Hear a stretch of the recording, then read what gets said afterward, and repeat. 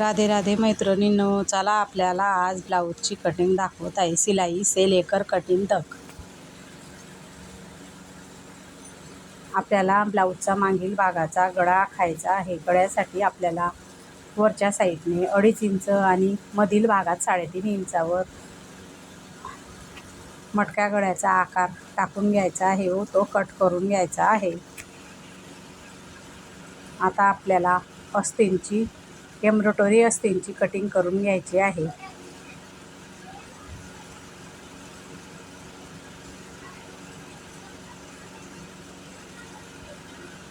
हे पुढील कटोरी भागाचं माप टाकायचं आहे। त्यासाठी आपल्याला पुढे 2 इंच सोडून 6 इंचावर मोंढा, 6 इंचावर गळा आणि 10 इंच घडी असे आपल्याला माप टाकायचे आहे। मोंढ्याचा आकार 1/2 इंचावर, गळ्याचा आकार 1/2 इंचावर, पूर्ण उंचीपेक्षा 1 इंच आपल्याला ब्लाऊजची पुढील भाग शिल्लक घ्यायचा आहे। 2 इंच सोडून माप टाका, म्हणजे आपल्याला कटोरीचे माप वेगळे काढायची गरज पडत नाही। हे बघा, आपल्याला जो आपण 2 ते 2.5 इंच कापड पुढे ठेवलेला आहे, त्यासाठी आपल्याला कटोरी त्यातच निघून जाते, कारण आपल्याला कटोरीचे वेगळे कोणत्याच साईडने आपल्याला काढायचं काम पडत नाही। अशा प्रकारे आपल्याला कटोरी एकदम गोल आकारामध्ये येते। ब्लाऊज फिटिंगमध्ये एकदम छान बसते। बघा, अशी साईज पीस आणि कटोरी कापून झाली। आपल्याला आता क्रॉसपट्टी काढून घ्यायची आहे। अशा प्रकारे क्रॉसपट्टी कापून घेतलेली आहे।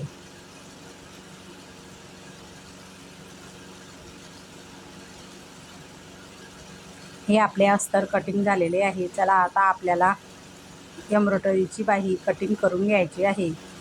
मी अशा प्रकारे बाही कटिंग करून घेतलेली आहे। मागील भाग व क्रॉसपट्टी कटिंग करून घेतलेली आहे। आता आपल्याला साईज पीस व कटोरी कट करून घ्यायची आहे। अशा प्रकारे कटोरी व साईज पीस मी कट करून घेतलेले आहे। बघा, असे संपूर्ण ब्लाऊज माझे कटिंग झालेले आहे। आता चला मी तुम्हाला मागील भागाची शिलाई टाकून दाखवते। अशा प्रकारे शिलाई मारून घ्या, म्हणजे आणि मधील गळ्याचा कापड कापून घ्या। कापल्यानंतर आपल्याला अशा प्रकारे कट करून घ्यायचे आहे। कट झाल्यानंतर अशा प्रकारे हात टाकून आपल्याला ब्लाऊज उलटवून घ्यायचे आहे। अशा प्रकारे आपल्याला गळ्यावर आणि पाठीवर शिलाई मारून घ्यायची आहे। नंतर मी त्यावर लेस लावून घेतलेली आहे। लेस झाल्यावर नंतर मी अशा प्रकारे डास मारून घेते, म्हणजे डास आपले परफेक्ट येतात। अशा प्रकारे लेस लावून घ्या आणि मी तुम्हाला आता लटकन बनवून दाखवणार आहे। चौकोनी कापड कापून असा त्रिकोणी करून त्यावर अशा प्रकारे शिलाई मारून घ्या, म्हणजे आपले लटकन तयार झाले आहे।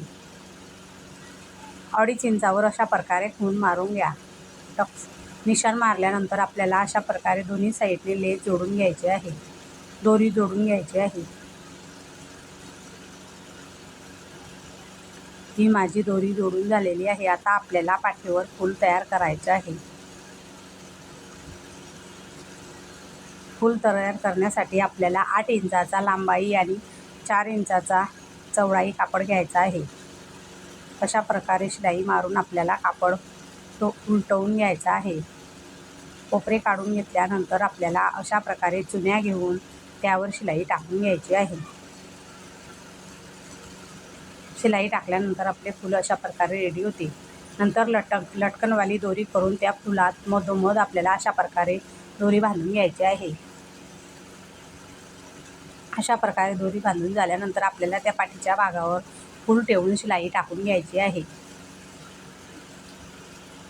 हे बघा, अशा प्रकारे मी शिलाई टाकून घेतलेली आहे।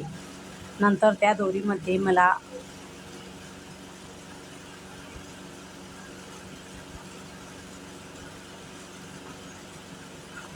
चला आता मी तुम्हाला अस्तींवर एम्ब्रॉयडरी कशी लावायची ते सांगणार आहे।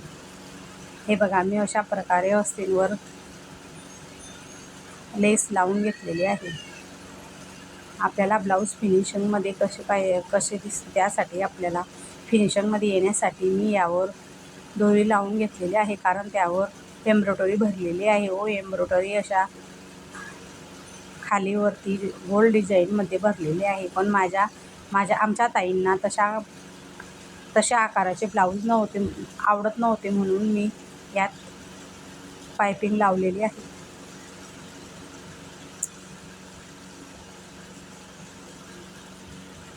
माझ्या मशीनचा काहीतरी प्रॉब्लेम आलेला आहे, सतत दोरा तोडत आहे. बघा, मी अशा प्रकारे ब्लाऊजवर पायपिंग करून घेतलेली आहे.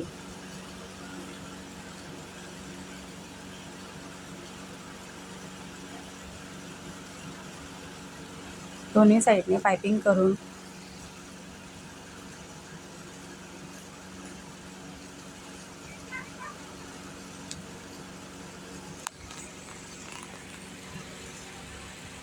अशा प्रकारे पायपिंग गुंतवून घ्या.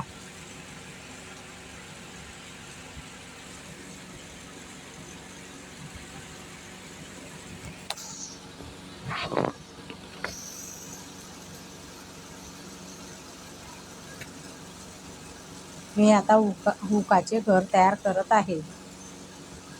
अशा प्रकारे आपल्याला चॉकने तिच्यावर निशाण मारून घ्या आणि अशा प्रकारे त्रिकोण आकाराचे आपल्याला हुकाचे घर तयार करून घ्यायचे आहे.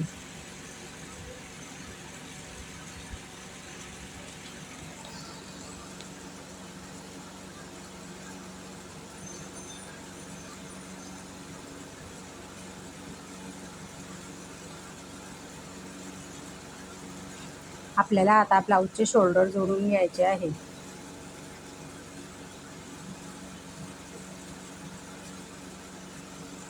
दोन्ही साईडचे शोल्डर जोडून घ्या.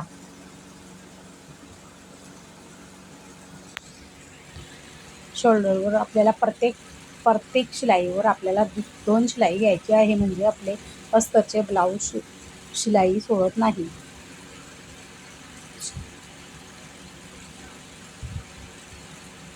माझे शोल्डर जोडून झालेले आहे.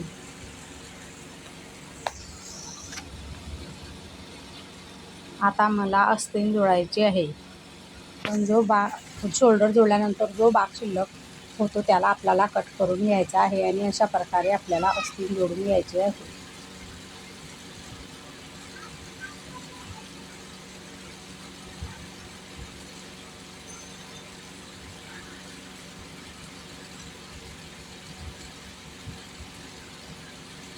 एका साईडने आपल्याला मागच्या साईडने बाही जोडून पुढच्या साईडकडे यायचं आहे.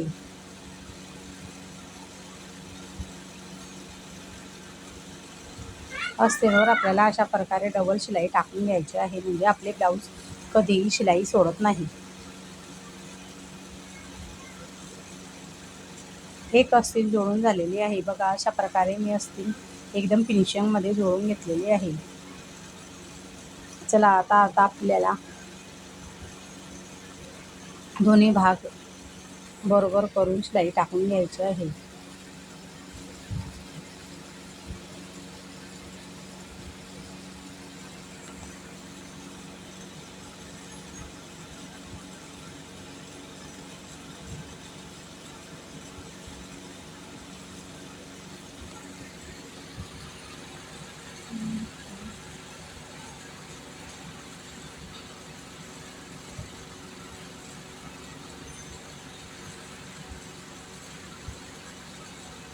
एका साईडने मागच्या साईडने बाही जोडत यावी, तर एका साईडने पुढच्या साईडने बाही मागे जोडत घ्यावी, म्हणजे आपली बाही एकदम फिनिशिंगमध्ये येते. पुढच्या साईडने मी आता मागच्या साईडला बाही जोडत घेत आहे. हे बघा, मी अशा प्रकारे बाही जोडून घेतलेली आहे. बाहीवर मी अशा प्रकारे डबल शिलाई घेत आहे. मी शिलाई इतकी बारीक आणि इतकी व्यवस्थित घेते की ब्लाऊज कधीही माझे डबल येत. अशा प्रकारे मला ब्लाऊजची फिटिंग करून घ्यायची आहे.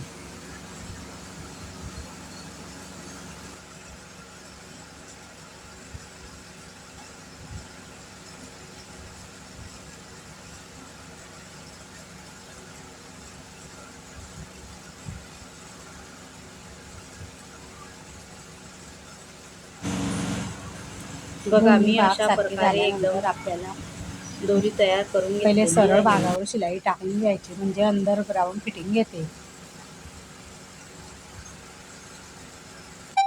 अशा प्रकारे मी शिलाई टाकून घेतली आहे. ब्लाऊज उलट करून आपल्याला ब्लाऊजच्या मापाने असे बाही अस्तीन ठेवून आपल्याला त्याच्या मापाने अस्तींवर शिलाई टाकून घ्यायची आहे.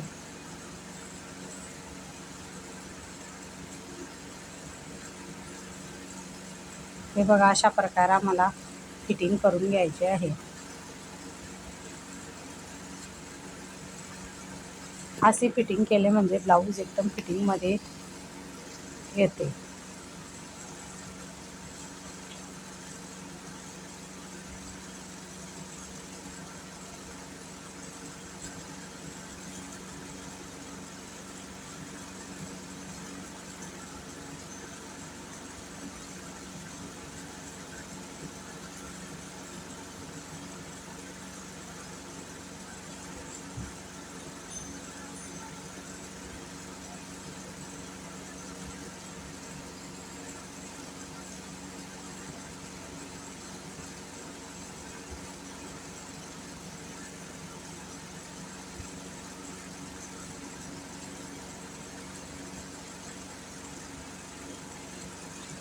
हे बघा, माझे ब्लाऊज एकदम मस्त शिवून फिनिशिंगमध्ये झालेले आहे.